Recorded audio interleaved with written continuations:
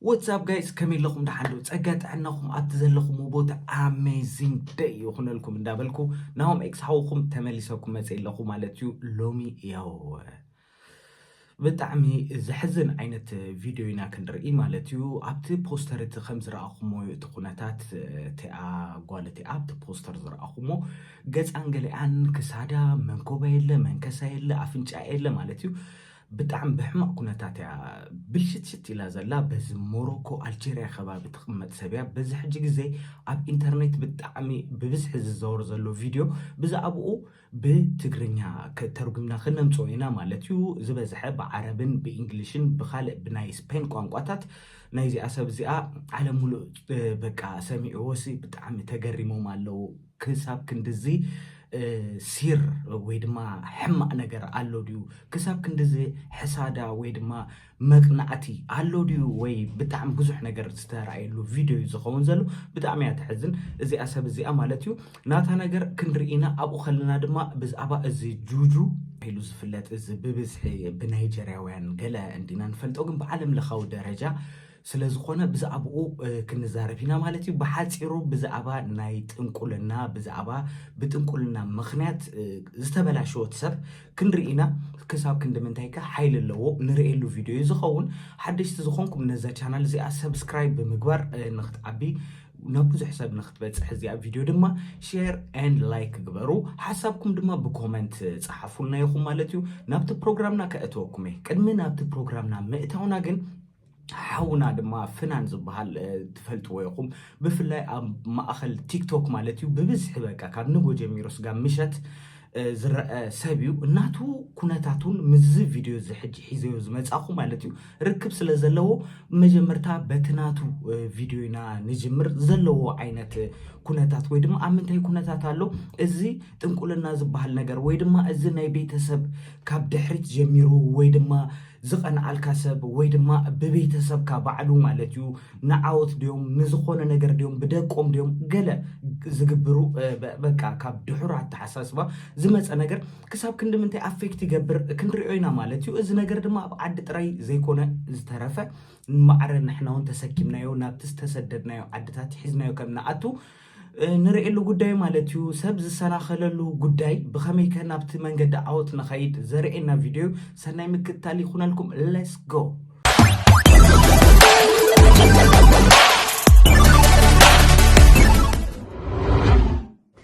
كيسي فانا بيترات معكم اسمع مرة تنصح تلاتة يتالو ينزلو اسمع عمبلو أمبركي كون صلوات قبري الله قد سيئنهون أنا إليكم كون حزركن أنا بيجايت نقاد من بنجيت نكشكن معلم ينصلو مع حسمخوني فلتني نعيون مسحون قوصنوني فلتن ونقوم معوانا اسمع عمبلو منافع ملاقت منافع أنا يطلع من تبوتات قبل كنا زوا بوتات كنا نقرا يكون اسمع أمبلو نفاس جميل اسمع أمبلو فايت في الروعة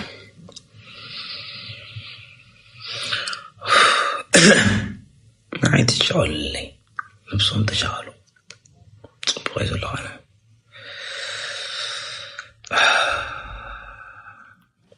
أنا الكاسة اللي نقريلين عاود الكاسة اللي كويس لتنين شي راسي بيجي عافية قبل اللاني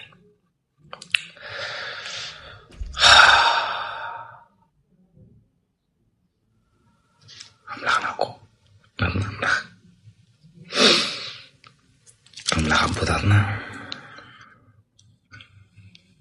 وعدايو ألفا أوميغا كم تريو تصنحكم مالتي زحزن فيديو يزي مالت مدسي كوينكاس كندز زخونه نجر ሕማቅ ዓይነት ውድቀት ክትወደቕ ማለት ሕጂ ወዲቑ ጥራይ ዘይኮነስ ምትስኡ ዘይተርፍ ነገር ናይ ሰብ ሓገዝ እንተረኺቡ ጥራይ ዝኸውን ወይ ድማ ፈለጥቲ ዝብሎም ወይ ድማ ኣብ ጎኑ ኮይኖም ክንከባኸብዎ ከለው ጥራይ ነዚ ነገር ክፍወስ ዝኽእል ግን እዚ ሰብ እዚ ብብዝሒ ማለት እዩ ኣብ ኢንተርኔት ገለ ከምዚ ኣብ ቲክቶክ ብብዝሒ ድማ እንዳተቆራረፀ ቪድዮታቱ ክመፅእ ከሎ ከም ዝረኣናዮ እንተኮይኑ ማለት እዩ እቲ ሰብ ዳርጋ እቲ መንፈሲ የእሾ ከም ዘሎ ኢና ንርኢ ዘለና ወይ ድማ ባዕሉ ከም ዝኾነ ነቲ ነገር ሓይሊ ከም ዘለዎ ግን ሓይልኻ ናይ ምንታዩ ክትፈለሉ ዝግባኣካ ዓይነት ኩነታት እዩ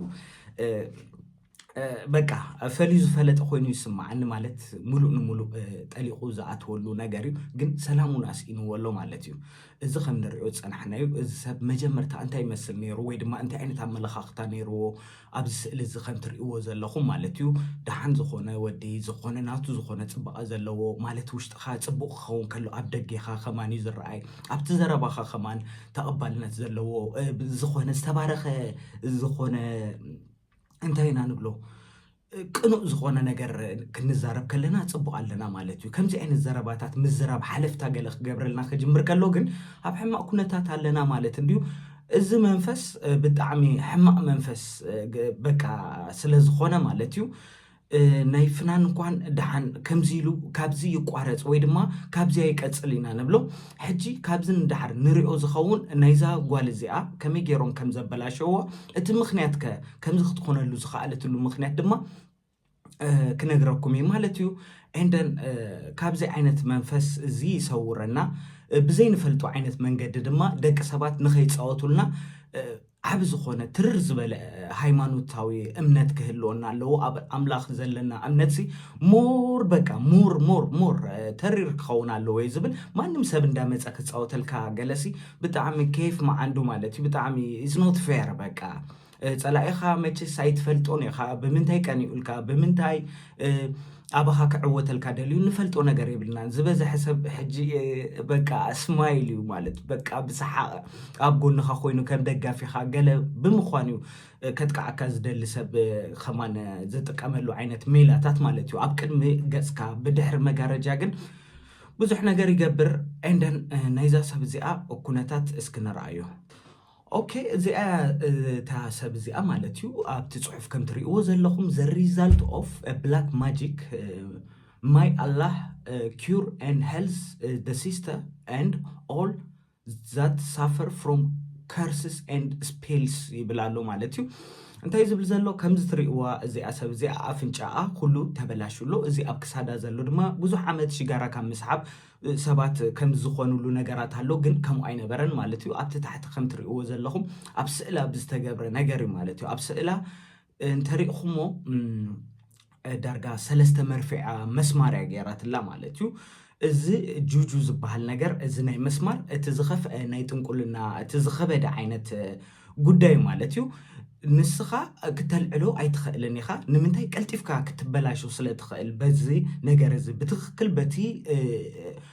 ሓይልቲ ተጠቂሞም ሰባት እንተገይሮሞ ኣብ ላዕሊ ጥራይ ኢኻ ክትከሓሶ ወይ ድማ ክተወራርዶ ትኽእል እዩ ዝበሃል እዚ ናይ መስማር ማለት እዩ ካልእ ማለት ድሓን ይመስል ግን እዚ ብጣዕሚ ከቢድ እዩ ናይዚኣ ሰብ እዚኣ ከምዚ ትሪእዎ ኦኬ ናብቲ ጉዳይ ክንኣቱ ከለና እዛ ሰብ እዚኣ እስሕቀ የለኹም ኣዘራርባይ ከምኡ ስለ ዝኾነ እዩ ማለት እዩ ዝኾነ ነገር ኣብ ዝዛረበሉ ግዜ ዝኾነ እንታይ ደኣ ዝኾነ እንትን ትብል ፍሽኽ ትብል ገለገለ እዚ ናይ ፍሽኽታ ናይ ገለ ጉዳይ ኣይኮነን ጀስት ተፈጥሮ ዝበሃል ነገር ኣሎ ማለት እዩ እያነቡስክ ስታድዮም ዝብሎ ከብድኻ ውሽጢ እንትን ኢልካስ ገለ ከምኡታት እቲ ጉዳይ ኤኒዌይስ እዛ ሰብ እዚኣ ማለት እዩ በዚ ሞሮኮ ኣልጀርያ ከባቢ እዩ እዚ ጉዳይ ዝተኻይዱ ዘሎ እዚኣ ሰብ እዚኣ ናይ ብዙሕ ዓመት ሰብኣይ ኣለዋ ቆልዑት እውን ኣለዎም ካብኣ በቃ ፅቡቅ ዝኾነ ሓዳር ዝነበራ ሰብያ ማለት እዩ እንደን እዚ ሓዳር ንብዙሕ ዓመታት በቃ ገጥ ኣቢላ ዝሓዘቶ ብጣዕሚ ቅንእትና ሓዳራ ትፈቱ ሰብኣያ ትፈቱ ገዛኣ ትፈቱ ሰብያ እዚኣ ሰብ እዚኣ ግን እንታይ ሞ ይገበር ኣብ ገዛኻ ንመን ከም ትዕድም ክትፈልጥ ክትክእል ኣለካ ወይ ድማ ማሓዙትካ በዓል መንየን ወይ ዕሩክትካ በዓል መንዮም ዝበሃል ጉዳይ ድማ ሞር ኢምፖርታንት ዝኾነ ጉዳይ ማለት እዩ ኮይኑ እዚኣ ሰብ በቃ ዝበፅሕዋ ወይ ድማ ማሓዛይ ገለ ትብላ ሓንቲ ናይ ኣጋጣሚ ነገር ምስ ሰብኣያ ብደገ ማለት እዩ ዝኾነ ርክብ ይጅምር ሰብኣያ ምዛ መሓዛኣ ቤስት ፍሬንድ ናታ ጽቡቕ ዝኾነ ርክብ ይጅምር ንኣውን ድማ ሸለል ይብላ ሕቆ ይህባ ገለ ብዙሕ ነገር በቃ የጉድለላ እዚ ነገር ድማ ቀስ እንዳበለት እዚኣ ገና ኣብቲ ጥዑይ ህይወታ ጥዒት ጽብቕቲ ኸላ ማለት እዩ ከምቲ ኣብቲ ስእሊ ዝረኣኹሞ ምንም ዝጎድላ ነገር ኣይነበረን ኤኒዌይስ ግን በቃ እቲ ሰብኣያ ኮንቨርት ገይሩ ናብቲ መሓዛኣ ኸይዱ ማለት እዩ እዚ ነገር ምስ ፈለጠት እንታይ ትገብርሳ ባዕላ ዘምፃእቶ ፀገም ኢዩኤ ክብል ዝኽእላነ ኣብዚኣ ሰብ እዚኣ በፂሑ ዘሎ ጉዳይ ማለት እዩ እንታይ ትገብርሳ ነዚ ነገር ብሰላማዊ ወይ ድማ ተዘራሪባ ክትፈትሖ ኣይደለየትን ዕሙር ዝኾነ ፍቕሪ ብጣዕሚ በቃ ፊያስታ ዝበሃለሉ ዓይነት እስክስታ እንዳሃረሙ ስለ ዝነበሩ ብፍቕሪ ምስታ መሓዛኣ ሰብኣያ ማለት እዩ ኮብሊልዋ ብጣዕሚ ብሓያል ኩነታት ከይዱ ስለ ዝነበረ ነዚ ነገር እዚ ብዕርቂ ወይ ድማ ብሰላም ወይ ድማ ብምዝርራብ ክፈትሖስ ኣይክእልን ኢላ ብምእማን ማለት እዩ ናብ ጠንቆልቲ ትኸይድ ናብ ኣመንቲ ጠንቆልቲ ትኸይድ ማለት እዩ ፈላጥ እዚኦም ይፈልጡ እዮም ከምዚ ዓይነት ነገር ሲ ጁጁ ገለ ይሰርሑ እዮም ገለ ናብ ትብሎም ሰባት ትኸይድ እሞ ተስርሕ ማለት እዩ እቲ ዘስራሕቶ ነገር እንታይ እዩ ሰብኣያ ኣብ ማእኸል ፍቕሮም እቲኦም ጀሚሮሞ ዘለው ዝሓድሽ ፍቕሪ ኒው ሮማንስ ማለት እዩ ነዚ ነገር ብሬክ ዝገብር ኣብ ማእኸሎም ኣትዩ ሰይሩ ሰብኣያ ናብኣ ዘምፅእ ነቲኣ ከም ዝፍንፍና ዘግብር ዓይነት ነገር ክተስርሐላ ኸይዳ ማለት እዩ እቲ ጉዳይ እዚዩ ሽዑ ነዚ ነገር ተስርሕ እቲ ጉዳይቲ ብስነ ስርዓት ተኸይዱ በቃ ትጽበ ማለት እዩ እቲ ነገር ከመይ ሰሪሑ ድዩ ኣይሰርሐን ዝብል ነገር ነዚ ነገር ምስ ገበረት ኣብ ሰብኣያ ዝኾነ ነገር እቲ ዝግበር ኣብ ክዳኑ ድዩ ብክዳኑ ብፀጉሩ ብገለ ነገር ጌራትሉ ንሰብኣያ ካብቲኣ መሓዛኣ ንኽፈላለ ወይ ድማ ጭራሽ ንኣስ ንኽፍንፍና ማለት እዩ ነታ መሓዛኣ እቲ ጉዳይ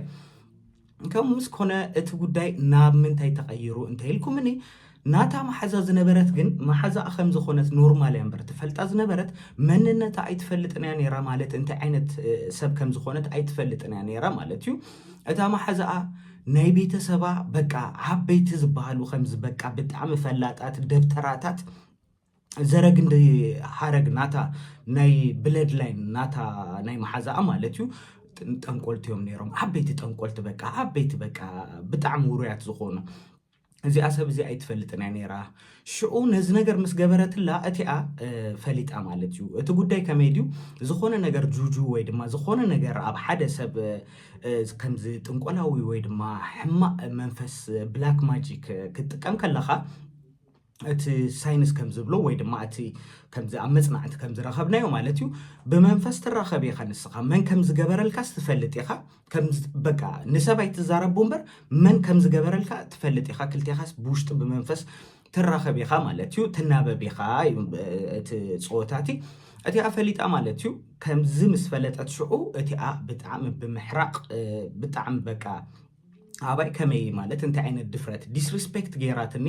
ንዕቃትኒ እዛ ዓይነቱ መን ከም ዝኾንኩ ኣይፈለጠትን ሰብኣያ ጥራይ ዘይኮነስ ሂወታውን ከበላሽወ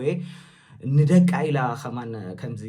ገዲፋታ ከም ዝነበረት ትፅወታ ዝነበረ ሰብኣያ ወሲዳ ግን ደቃ ብሰላም ንኽትኣሊ ገለሲ ምሕረት ጌራትላ ከም ዝነበረት እዩ ግን እዚ ነገር ግን ኣብ ልዕሊኣ ከም ዝተጠቀመት ምስ ፈለጠት እቲኣ ማለት እዩ ኣብኡ ኸላ ጠውያቶ ናብኣ እቲ ዝገበረቶ ነገር ድማ እዚዩ ማለት እዩ እቲ ዝረኣኹሞ ብስእላ ጌራ ሰሪሓትላ ብስእላ ብመስማር ጌራ ኣብ ሰለስተ ቦታ ኣብ ናይ ኣፍንጫ ኣብ ዓይናን ኣብ ናይ ክሳዳንያ ወጊኣቶ ማለት እዩ እዚ ነገር ድማ ንኸመዓራረ ወይ ድማ ደጊሙ ኸማን እዚ ጉዳይ ድማ ብዕርቂ ኸማን ንኸይፍታሕ ወይ ድማ እዛ ሰብ እዚኣ ተመሊሳ ሰብ ንኸይትኸውን ብምሕሳብ ማለት እዩ እታ ማሕዛኣ ኣብ ኣውን ዝፈተነቶ እሳ ባዕላ ከምኡ ስለ ዝኾነ ሰብ ዘበለ ሰብኣይ ዘበለ ንኽፍንፍና እንድያ ሓሲባ ዝነበረት እዚኣ ማለት እዩ እቲ ዝግበር ትገብረላ ማለት እዩ እቲ ብስነ ስርዓት በቲ ኣማልኽቲ ናይ ኣቦታታ ወይ ድማ ናይ ስድራኣ በቃ በቲ ትፈልጦ ጥበብ ዘበለ በቃ ዝሕማቕ መንፈስ ማለት እዩ ብስእላ ትሰርሓላ ብስእላ ምስ ሰርሐት ድማ ብቆርበት ትጠቕልሎ ብቆርበት ጠቕሊላ ድማ ኣብ ዘይርከብ መቃብር ወሲዳ ፍሒራ ተቐብሮ ማለት እዩ ከም ዘይርከብ በቃ ስጋብ ዘለዓለም ፎር ላይፍ እሳ ኸማን ተመሊሳ እቲ ቦታታ ኣበይ ከም ዝኾነ ፈለያ ከም ዘይትፈልጦ ጌራ ቀቢራትላ ማለት እዩ شو ከምዚ ከም ትሪእዎ ኮይኑ ማለት እዩ እዚኣ ሰብ እዚኣ ብዘይትፈልጦ ኣክሲደንት በቃ ኣጋጣሚታት እንዳመፀ የሸግራ ኮይኑ ማለት እዩ በቃ ብክሳዳ ጀሚርዋ ብድሕሪኡ በፍንጫኣ እቲ ፅባቐኣ ዘበለ ኩሉ ሰላማ ስኢና ከም በቃ ሰብ ከም ዘይትኸውን ጌራታ ብስነ ስርዓት ተዓዊታትላ ማለት እዩ ሽዑ እዚኣ ሰብ በቃ ነዚ ስእሊ እዚ ድሕሪ ብዙሕ ቅንያት ማለት ክትምለስ ኣይትኽእልን እያ ናብቲ ስሩዕ ዝኾነ ሂወታ ክትምለስ ኣይትኽእልን እያ ግን ድማ መን ከም ዝገበረትላ ድማ ስለ ዝፈለጠት ፕሊስ እንታይ ከም ዝኾነ ጥራይ ኣውፂኺ ነዚ ነገር ሃብኒ ምስ በለታ እቲ ስእላ በቃ ብከምዚ ኩነታት ረኺባቶ ተገይሩሉ ማለት እዩ እዚ እቲ ዝረኸበቶ እቲ ፕሩፍ ወይ ድማ ዝረኸበቶ ኤቪደንስ እዩ ማለት እዩ እታ እዚኣ ሰብ እዚኣ ስእላ ጠቂዓ ድማ ዓለም ሙሉእ ፍለጡ ብዛዕባ እዚ ዘሎ ነገር ፀላእትኩም ኣይተቀይሙ ወይ ድማ ብይቐረ ቀልጢፍኩም ክትመሓላለፉ ፈትኑ እንዳበለት ኣብ ብዙሕ ሜድያታት ትመክር ትዝክር እያ ዘላ እዚኣ ሰብ እዚኣ በቃ ሕማቅ ኮይና ኣላ ተበላሽ ኣላ ማለት እዩ ኤኒዌይስ ከቢድ ዝኾነ ነገር በፂሕዋ ክትምለስ ኣይትኽእልን እቲ ፅባቐ ክምለስ ኣይክእልን ከምቲ ዝበልኩኹም ድማ እዚ ናይ መስማር ክኸውን ከሎ ብጣዕሚ ከቢድ እዩ በቃ ኣብ ሰማይ ጥራይኻ ኬድካ ዕርቂ ትገብር እንተኮይንካ ክትዕረቕ ትኽእል ማለት እዩ ብጣዕሚ ዳንጀር ዝኾነ በቃ ከምዚ ክብለኩም ከለኹ ድማ ኣልዒልኩም ብመስማር ጌርኩም ንትፀልእዎ ዘበለ ሰብ በቃ ግንባሩ ከይትብልዎ ኣብቲ መንደቕ ጥራይ ዝፈርሕ ዘለኹ ካብዚ ከምዚ የድሕነና ሓንቲ መዓልቲ ከምዚ ዓይነት ነገር ኣብ ሂወትና ዝገበርናሉ ግዜ ማለት እዩ ንኣምላኽና ወይ ድማ ንፈጣሪና ኣሕሊፍና ሂብና ኣለና እሞ ብድሕሪኡ ንይቕረ ዝኸውን ከማንስ ዕድል ንረክብ ኢና ኢለ ኣይሓስበን እየ ማለት እዩ እቲ ዝሓለፈ ሓሊፉሎ ድሓን ከምዚ ኢልና ማለት ብዙሕ ሰብ በዚ ነገር ብዙሕ ተተነኻኺፉ እንድዩ ግን ያው እቲ ዝኸበደ ኣዝዩ ማለት እዩ ስጋብ ክንዲ ምንታይ ይሰርሕ እዚ ነገር ኢልኩም እንተሓቲትኩም ድማ ሓንቲ ቪድዮ ከሪእኩም ኣብ ማእኸል ስታድዮም ኮይና እዚኣ ድማ ትገብሮ ኣብኡ ከላ በቃ ዳይሬክት ኣውዲቃቶ ማለት እዩ እስኪ ንርኣያ ከም ትሪእዎ ዘለኹም እዚ ትሪእዎ ኣለኹም በቃ እዚ ናይ መስማር ናይ መርፍእ ኣንፈራፊራቶ ትሪእዎ ኣለኹም በቃ ይውጋእ እዩ ዘሎ ኣብ ማእኸል ስቴድዮም ኮይና ተወግኦ እያ ዘላ በቃ እሳ ብጣዕሚ ተወጊዓ ዘላ ላዕሊ ኮይና ማለት እዩ እዚ ነገር እዚ ይሰርሕ ድዩ ኣይሰርሕ ርኣይ ከመይ ብጣዕሚ ብሕማቅ ኩነታት በቃ ረኺባቶ እያ ፌስ ቱ ፌስ እያ ኣትያቶ ማለት እዩ ከም ትሪእዎ ዘለኹም ደጊምና ንረኣዮ ነዚ ቪድዮ እዚ ትሪእዎ ኣለኹም ኣብቲ ማልያ ከማን ዘሎ ቁፅሪ እሱ እዩ ቁፅሪ 15 እሳውን ተወግኦ ዘላ ድማ ቁፅሪ 15 እዩ ማለት እዩ ከምዚ እንኳን ኤዲት ገለ ኢልና ከይናሓስቦ ነቲ ቪድዮ እቲ ብጣዕሚ ሕማቅ ዝኾነ ነገር እዩ ክብለኩም ጥራይ ዝደሊ ክቡራት የሕዋተይ እዚ ዓለም እዚ ከምዚ ኣብቲ ማልያ ከም ትሪእዎ ዘለኹም ዘ ጌም ኦፍ ትሮን እንድዩ ማለት መን ነቲ ኣኽሊል ጨበጣ እንድዩ ግን ብናትካ ዓወት ወይ ድማ ተቃሊስካ ተምፅኦ ዝኾነ ዓወት ነቲ ኣኽሊል ጥራይ ዘይኮነስ እቲ ዝጭበጥ ክትጭብጥ ፅቡቅ እዩ ነቲ ካልእ ኣውዲቕካ ግን ትጭብጦ ዓወት ሲ ን7 ዓመት ወይ ን8 ዓመት ወይ ንዝተወሰነ ዓመታት ንኣኻ እንተተኸፍተልካ እዩ ብድሕሪኡ ግን ብሕማቅ ኩነታት ንኣኻ ጥራይ ዘይኮነ ዘርእኻ ከማን ሒዙ ዝጠፍእ ዓይነት ጉዳይ ማለት እዩ ብጣዕሚ ካብዚ ከምዚ ይሰውረና ክብለኩም ደሊ ብጣዕሚ ድማ ካብ መጀመርታ ጀሚርኩም ስጋ መወዳእታ ምሳይ ስለ ዝፀናሕኩም ብጣዕሚ ደስ እንዳበለኒ ኣብ ናይ ፅባሕ ድማ ሓንቲ ኣብ ኣዲስ ኣበባ ዝግበር ነገር ክነግረኩም ብፍላይ ካብዛ ዓዲ ከድኩም ማሳጅ ገለ ትገብሩ ሰባት ማለት እዩ ብጣዕሚ ዶክሜንታሪ ዝወፀሎ ብሓቀኛ ነገር ዝተታሓዘ ማለት እዩ ማዕረ ቤት ፍርድን ገለን ዝበፅሐ ጉዳይ እዩ እሱታት ክንርኢና ኣብ ናይ ፅባሕ ፕሮግራምና ማለት እዩ ጠጥዑሙና ኣኹም እንዳበልኩ የሕዋተይ ንዝመፅእ ወይ ድማ እና ቀፃሊ ቪድዮ ስጋብ ዘራኽበና ፒስ ፓይስ